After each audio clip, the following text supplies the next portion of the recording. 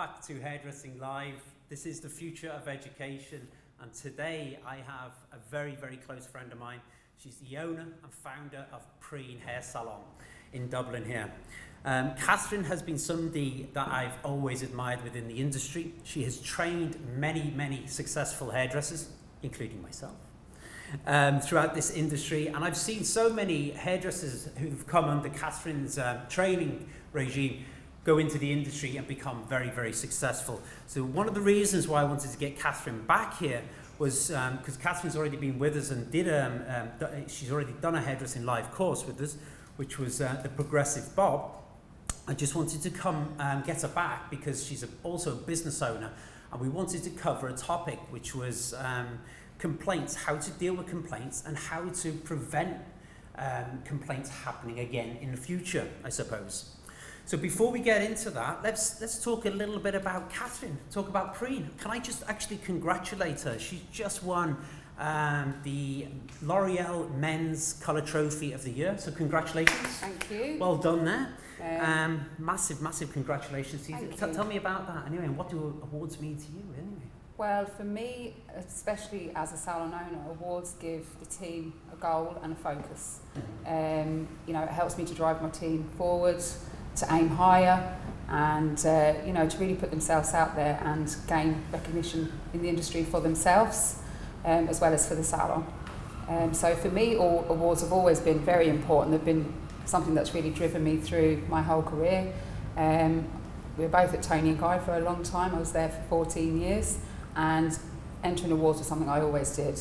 And it was just like that. It gave me a goal, something to focus on, and something to spur me on. So entering and winning awards have been probably a very important part of my career and part of the reason why I am where I am today. Do you know what? I mean, I know we talk regular anyway, just to talk to the viewers. I mean, we know that awards are there realistically. They're not because of what we do, but they're in addition to what we do. So it's nice to get recognition for like the commitment that we put behind the chair on a day-to-day basis. And it's nice to put your work out there, to be recognised among your peer group. Am I right in saying that? Yeah, absolutely. I mean, it's not to say there's loads of fantastic hairdressers out there and salon owners that mightn't win awards, or awards mightn't be their thing. So true. But, you know, I suppose for me, opening Preen, I opened it, you know, came in right at the high end of the market, city centre of Dublin, and, you know, you're putting yourself out there against the very best in the industry here in Ireland. So, you know, for me, we were all trying to stand out in our own different, unique ways, and awards is part of that. Also, I want to have a great team. I want to have an inspired team. I want to motivate a team, and encouraging my team and individuals within the salon to enter awards helps me to keep them motivated. So for me, it's just all part and parcel of business, really. And it's also, you know, I mean, we enter the awards, but it's also a pretty good night out, isn't it?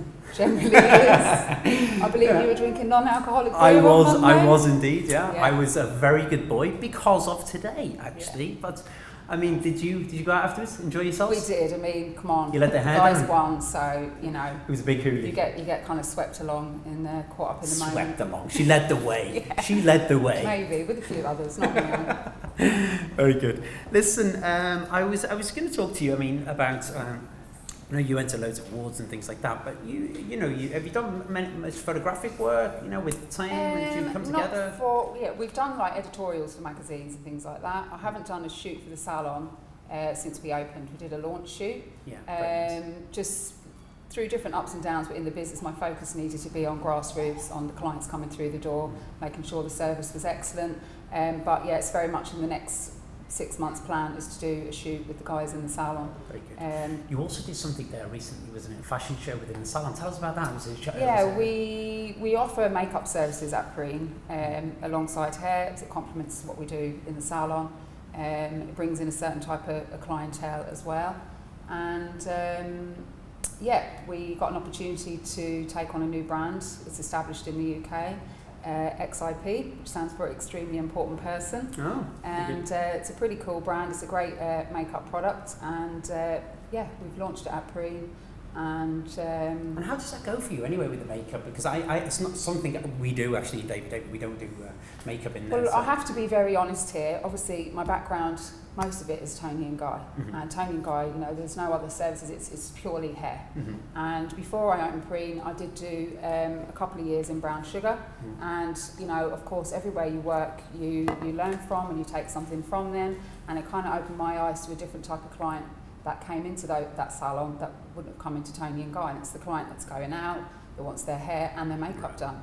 So, you know, I started to see there was more hair up and different finishes, whereas Tony and Guy was very much cut and blow dry, cut and blow dry. So it was a lot more varied, and I kind of thought, you know what, I kind of like that idea. So it's something that I thought would be good for Preen, and realistically, it's really what most of the premium salons, a lot of us are doing the same, you know. I think Brown Sugar probably was the first. Yeah, with the makeup there, but there's, makeup. you know, the two go hand in hand realistically. So obviously there's a lot more salons doing it now. Yeah, there is actually. Look, I mean, can I just say to you, I mean, this is something that, you know, a lot of hairdressers would have also, you know, asked these questions during our masterclasses. They always sort of ask, who inspires you, you know? Apart from me, you know? I'm joking. And we have Graham over here, well, really realistically, Paul, you would inspire I'm me. only joking about that, by the way. I'm not going to take credit, but, you know. But who inspires me? God, lots of different people for lots of different reasons. You know, on a creative end, or, you know, to look at imagery that I go, wow, how have they done that? You know, Eugene Solomon. Exactly, yeah. Guido Business. is another one, really.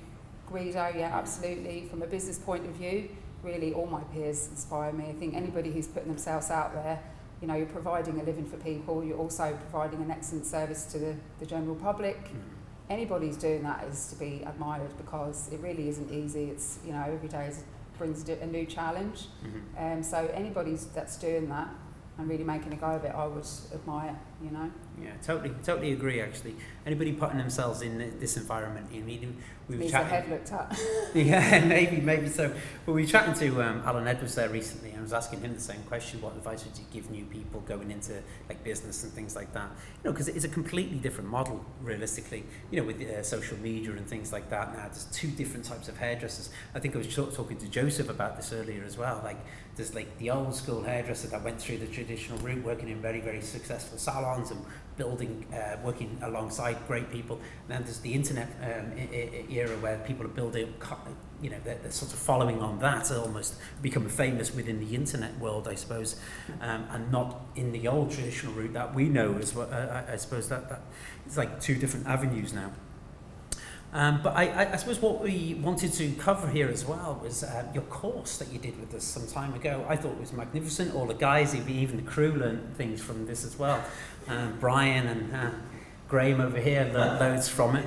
Same person. It was actually, but I mean, it was the progressive bob. I mean, tell us about that. Tell us about the key learning aspects to that course that you did. I think I was one of the first ones. Pretty early on when we first started hairdressing life. So it was something new for me. Obviously, education is not something new for me, but the way you put it together, that was new for me. You know. So I kind of took a classic really and progressed it forward. So you've got classic bob, progressive bob is a progression really of a classic bob. So it's incorporating a little bit more advanced techniques, undercutting and micro fringe. It was all mini disconnections. So it still has an overall kind of a classic look. It's very sleek. You've got the line of the bob there, and then the way the fringe was and the colour placement, which Susie Lee, who's my head colourist, she did the colour for me. Just gives it that little edge, you know. I was going to say the colour. I mean, the whole thing put together, and the colour just really pops it out, doesn't it? Really, yeah. It just And makes it. the colour was actually very simple. It wasn't like overcomplicated, but a lot of times simplicity done in the right way is what works best. Yeah, totally agree. Okay, so thanks for that, Catherine. That's available actually on the rewatch section if you are looking for inspiration for a new bob. In the progressive bob and undercutting, it's for all levels, so it's available to you right now. What we wanted to cover was complaints. Like, it happens all the time, whether or not, actually all the time. It doesn't happen all the time, but it happens in every salon. I hear this all the time from different people, and how do you deal with things? And you know, we had a couple of questions in private message us on Facebook. So we said to ourselves, we'll bring it up in the conversation. I just generally think with dealing with complaints, you have to, you know, there are breakdown in communication firstly, and how do you prevent that? It's basically gathering a better communication skills. It's about asking all the right questions before, like, and learning. I mean, we have like an 8-step philosophy actually, where you ask the right questions. You basically, I've got them here. So you meet and greet the client. You engage in what you're going to do. Ask the client exactly what, you know, you've got to ask them the question of like what did it suit them the last time, what did they like the last time, whether they, or the likes and dislikes basically you've got to establish. I hate reading through things in formula, so basically what I can do, I can put this up in the feed afterwards and I can give you our 8-step feed, because I hate reading through it. It's unnatural really. But reading reading this out, it just becomes a bit sterile, I suppose, doesn't it? But what I wanted to do, I mean, mention to me, Catherine, I mean, what's your advice in dealing with complaints? Because dealing with complaints, you mentioned is the client always right? Do you know? No, the client's not always right, but you know, us as the service provider want our clients to be happy. So regardless of whether they're right or they're wrong, you want them to be happy. So you know, like a complaint covers to me a very broad spectrum. Sometimes a complaint isn't necessarily a complaint. It might just be that an adjustment needs to be made, whether it be a slight adjustment with a colour or, you know, the length of a fringe. That to me is not a serious complaint. That's a client who's walked away not 100% happy. They've come back to say, listen, I'm not totally happy. It's an adjustment that needs to be made. You know, that's kind of on the more minor end. And then obviously you've got more serious complaints that can sometimes occur, you know. And like you said, at the end of the day, everybody from time to time is going to get complaints, and sometimes can be, you know, either you get none for ages and then you get a crop of them or whatever. For me, I suppose as a business owner, my perspective has probably changed a little bit on dealing with complaints. For me, it's an opportunity to learn and improve areas of my business that I mightn't have been aware of. The first thing I do if somebody complains is I thank them. I just say, thank you so much for bringing this to my attention. You know, general rule of thumb, everybody knows Irish people don't always like to complain. They're too embarrassed, they don't speak up. So if somebody's actually gone, you know what, I'm going to speak up and say what I wasn't happy with. I think it's a great thing. You've got to take that as, thank you for letting me know, because if they didn't let you know, they're going to be letting 10 other people know. So if they've let you know, first of all, it means you can address whatever the issue may be within your salon. You know, also in saying that, sometimes there may have been something that's gone wrong, or sometimes it is a very difficult client. I do feel the difficult client is more the exception to the norm. Going back to the old school style, we were talking about this the other day, like every client was treated like, oh, they're just a difficult client. You can't have that attitude. You do still get those difficult clients, you know, and there are times where you've got to step in and totally back up your team if you know they've done everything the way they should, and you totally know that, you know, I mean, again, it's very hard without getting into specific examples of complaints to kind of totally explain what I mean, but I think you kind of know where I'm coming from. No, totally. So yeah, there's a thing of knowing where you've got to back your team up as well, because your team shouldn't ever feel, Jesus, anybody could come in here and say anything about any of us and we'd never get the backup, you know. But that's a very small percentage of people. It is, yeah. Because I mean, even Joseph mentioned there in his class actually, like it's not every day that it happens actually when clients do complain, but whenever they do, I mean, you've got to take it on board. The thing about it is, if they project that out into the industry in a negative environment, they're going to tell like 20 or 30 people. Absolutely. That if you sort of neutralise it and put that fire out immediately and try and rectify it. I mean, I think it was Eamon McVeigh that asked that very question actually from Australia. So I hope that I did answer your question, Eamon. But I mean, another one that came up was, do they pay for that service?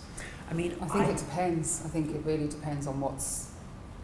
You know, generally you don't want to be doing refunds or not charging clients. You want to basically meet their expectations and rectify the situation that, you know, they're getting their service and they're paying for it. But it's very hard to have. There's not just one rule across the board.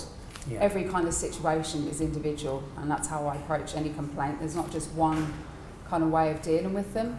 It really depends on what the issues are. Do you know what I mean? So. Yeah, I just treat each one individually, and generally the way I approach it is I will do whatever I can, pull out all the stops to make that sure that client's happy, because like you said, do you want them telling, even if they weren't happy, they may still say to people, I went and wasn't happy. Exactly. But if you have handled it really well, they're going to go, well, I wasn't happy, and I have to say they did absolutely everything to make sure it was rectified. Yeah. And that's what you want. That's a positive outcome of a complaint. Totally. You must exhaust, in my opinion, you must exhaust all avenues of trying to make that client happy and make them satisfied.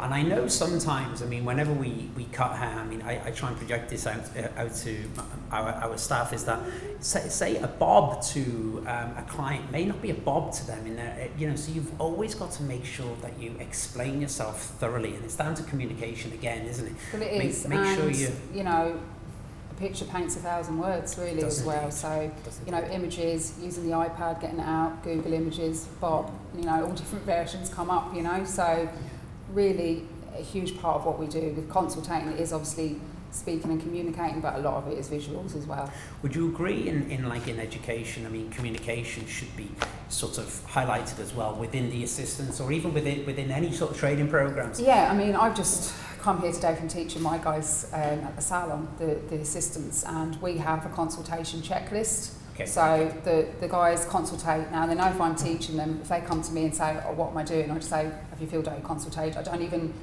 engage with them until that's actually done. Okay, and you know, the consultation checklist goes through all the aspects that me and you as experienced hairdressers, you've got your mental checklist that you don't, it's, you know, just you do it without thinking. But it just breaks that down and it gets them into that thought pattern that obviously, you know, by the time they're on the floor, they're going to be mentally checking through all those things themselves anyway. So, second nature. Yeah, it's the first thing in a class for me. You know, consultation sheet, guys, or don't even come and talk to me about what you're doing with the hair. We've got to go through all these areas and understand the hair suitability, the hair type, you know, the client's expectations, all of those things. Very good, very good. I mean, Joseph mentioned earlier on during his class, it's like if you went to a restaurant and you had a bad meal, do you expect to pay for that meal afterwards?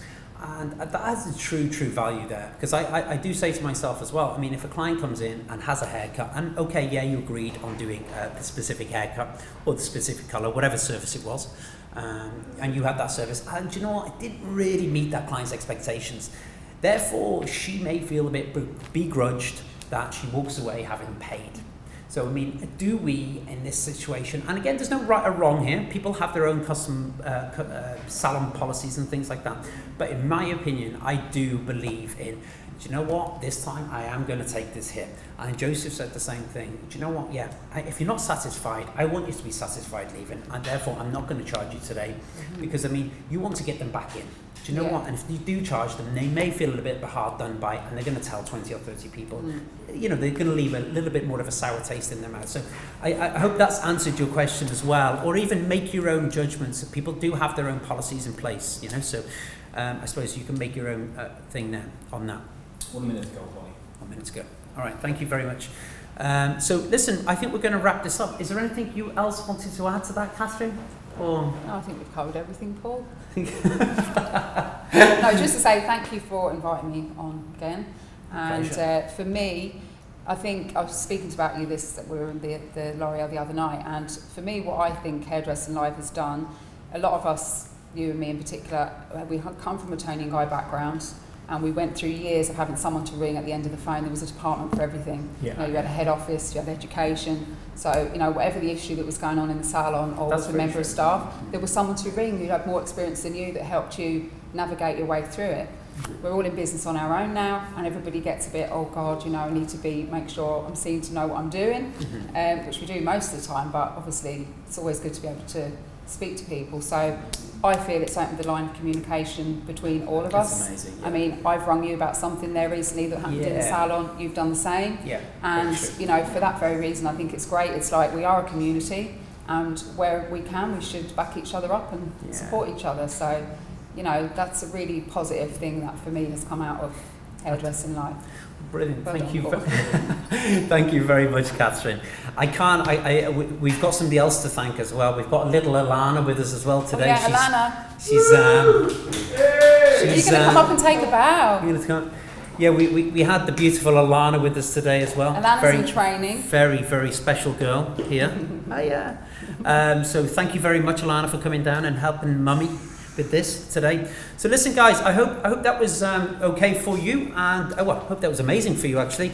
And I hope you can tune into our future courses and even our future topics that we're going to cover. So hopefully we'll see you all next week, or the week, actually in 2 weeks' time. We're going to be presenting Anthony Whitaker, and we've got Kai Wilson joining us. Okay, hope to see you all then. Thank you very much. Bye.